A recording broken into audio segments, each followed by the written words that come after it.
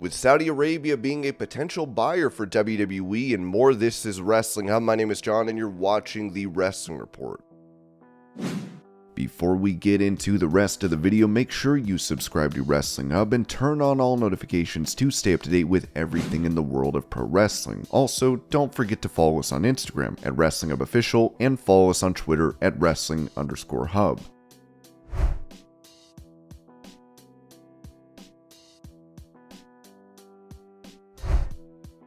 After threatening to sue a YouTuber for alleging that his cryptozoo venture is a scam, Logan Paul has now addressed this subject in a new video where he said, "Hey y'all, just wanted to update you. I deleted my initial response to Coffee's series. It was rash and misaligned with the true issue at hand. So I called him today and apologized. The war is not with Coffee. In fact, I'm grateful he brought this to light. I will be taking accountability, apologizing, and coming forward with a plan in the near future. Thank you all for believing in this project and sticking with me. I know it's been bumpy, but your support is everything to me and I will make this right."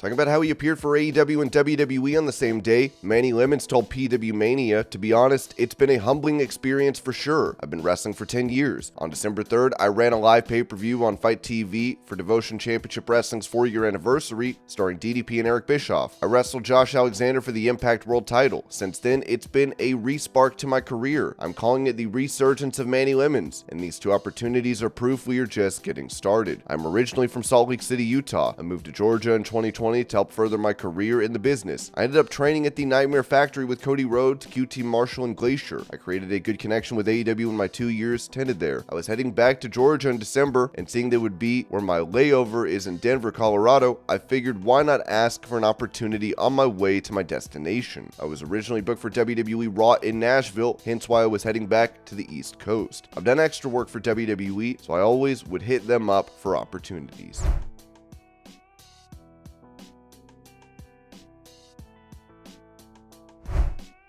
With him set to make his return to the ring, Eric Bischoff gave details regarding this on his 83 Weeks podcast. "I'm going to be wrestling in a card in Florida on February 11th. Wes Briscoe, my son Garrett Bischoff, myself, and Jerry Briscoe all on the same card. All I'm telling you is February 11th is going to be a big damn deal."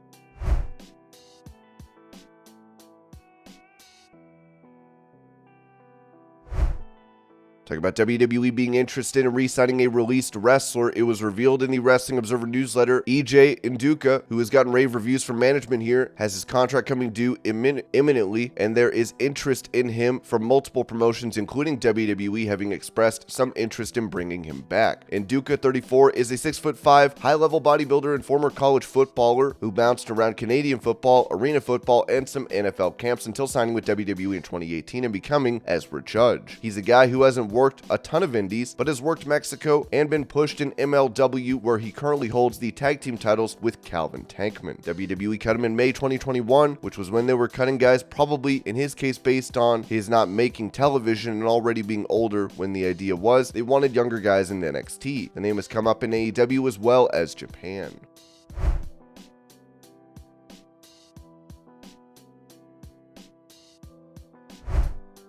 According to Sean Ross Sapp, WWE also has interest in a New Japan star, with it said that Fightful Select has learned that higher-ups within WWE have expressed interest internally in Hikuleo. Fightful is told that it has been the word for months, but we actually had heard that even prior to the Wrestle Kingdom show. The news is pertinent, as Hikuleo is booked in a Loser Leaves Japan match against Switchblade Jay White in the immediate future. It's important to note that we haven't been told if contact has been made between the two sides or when Hikuleo's NJPW contract is up. However, we've been told that much like with Finn Balor helping bring in Dragon Lee, intermediaries have been used to express interest to the talent themselves in many cases. The 31-year-old stands 6'8" and has wrestled for over 6 years after getting training at Team 3D Academy, the NJPW Dojo, and Fale Dojo. He's made appearances for Impact Wrestling and AEW along the way as well. He is the brother of Tama Tonga and the nephew of Haku, who adopted him as a son very early on in life. We've not been given any indication that the Loser Leaves Japan match is related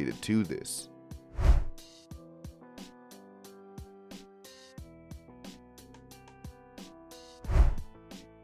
With WWE holding an all-hands-on-deck meeting yesterday, a transcript has now been provided by WrestleNomics. Stephanie McMahon, WWE co-CEO, said Vince McMahon is coming back to the board of directors. He has made it clear upon his return what he's really most excited about is the media rights opportunity in front of us that we've all been discussing and trying that to a strategic alternative process. And we wanted to make sure we got with everyone as soon as possible so you were aware of this message and also so we can explain a little bit more about it. And hopefully we can answer questions moving forward. This format doesn't allow for it, but Frank, I kick it to you. I'm not going to attempt to explain strategic alternatives. I do a very basic level. Frank has the details, so go ahead, Frank. Frank Riddick, WWE president and CFO, said, sure. So at a very high level, what Vince has proposed in the process that would be followed would be to engage with a banker and prepare some background information on the company and present that to various potential partners for the company to evaluate whether there are any strategic transactions that would enhance the value of the company to all constituencies, including shareholders.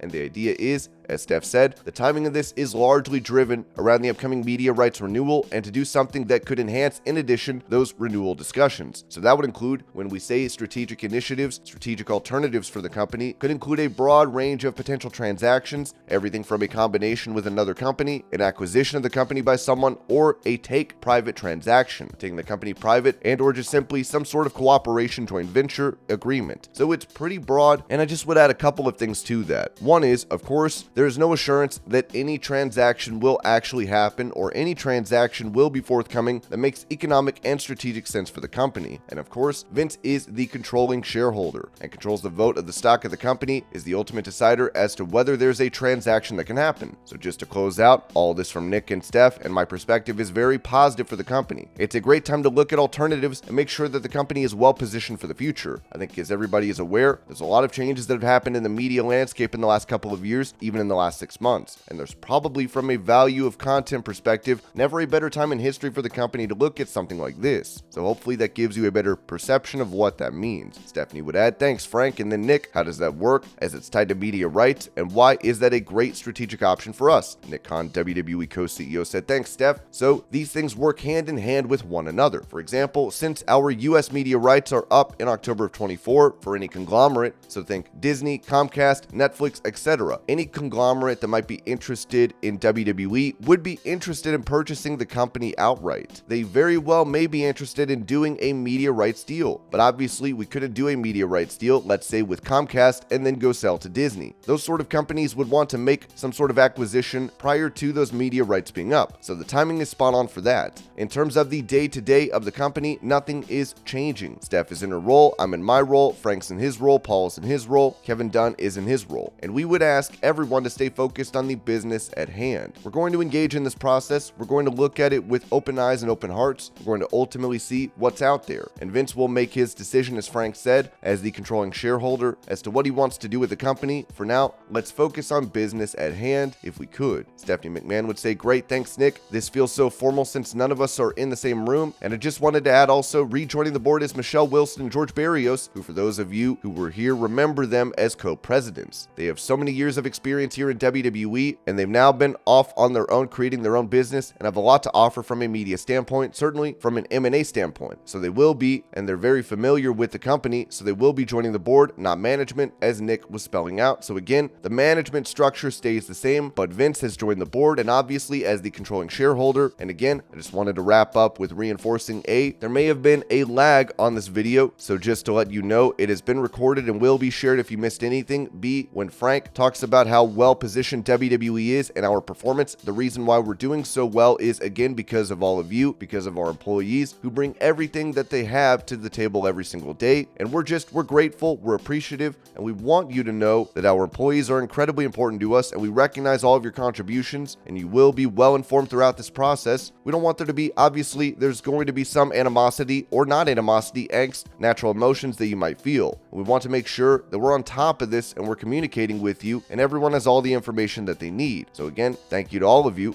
This is an exciting time. It shouldn't be a scary time. It's an exciting time for WWE. Our founder is back on the board and is going to help lead this process. And thank you to all of you. It's an exciting way to kick off 2023.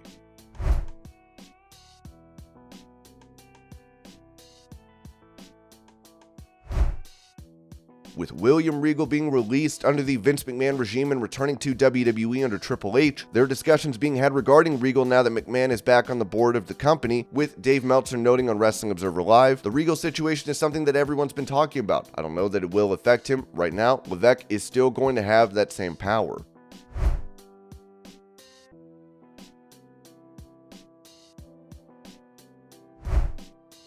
It seems prior to his comeback to WWE and claiming the day-to-day for the company would not change, Vince McMahon apparently wanted more, as Meltzer said on Wrestling Observer Radio. I think everybody kind of is looking at this going like that really what's going to happen and being very skeptical of that in the long run, because Vince wanted it back to run the thing. I mean, that's what he wanted. That's what he was looking for a week ago, so he didn't get that.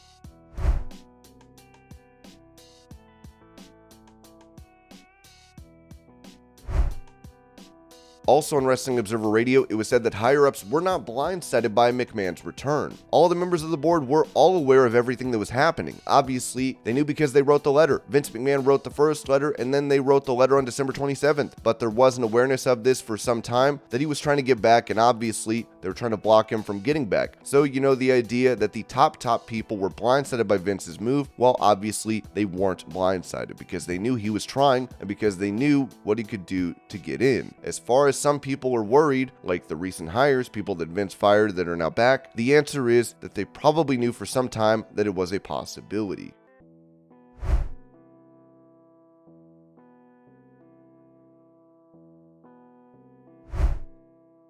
When it comes to WWE looking for a potential buyer now that Vince McMahon is back on the board, Alex Sherman of CNBC reported that WWE has hired JPMorgan to help the company advise on a potential sale. If a deal occurs, it would likely occur in the next 3 to 6 months, said the People, who asked not to be named because the discussions are private. WWE plans to talk to potential buyers before it makes a decision on TV rights renewal agreements. Talking about potential buyers for WWE, the website listed Comcast, NBCU's parent company, Netflix, Amazon, Endeavor Group Holdings, UFC's parent company, Warner Bros. Discovery, TNT, and TBS's parent company, Disney, and Fox. Front Office Sports reported that Saudi Arabia is a viable partner for WWE, with it said that Saudi's public investment fund is emerging as a possible bidder. Events in Saudi have reportedly generated $400 million in ticket sales and merchandise.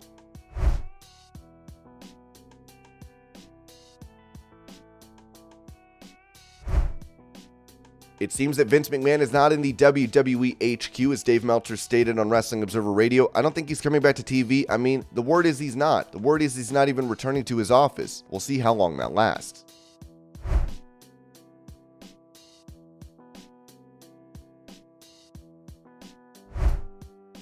Also on Wrestling Observer Radio, Meltzer mentioned that there are more details on Vince McMahon coming back to the board of directors that are being kept from the public. If there had to be a rubber stamp vote to sell the company, it's not like they would reject him, because all the stuff that happened in the last week, they're trying to present a unified company. They're also happy that Vince McMahon is back and how wonderful it is. Like again, on December 27th, that board voted unanimously that we don't want you back, and noted that one of the reasons is there is stuff that the people don't know that hasn't come out. I don't know what that is, but they mentioned it is one of the reasons him coming back wasn't the best.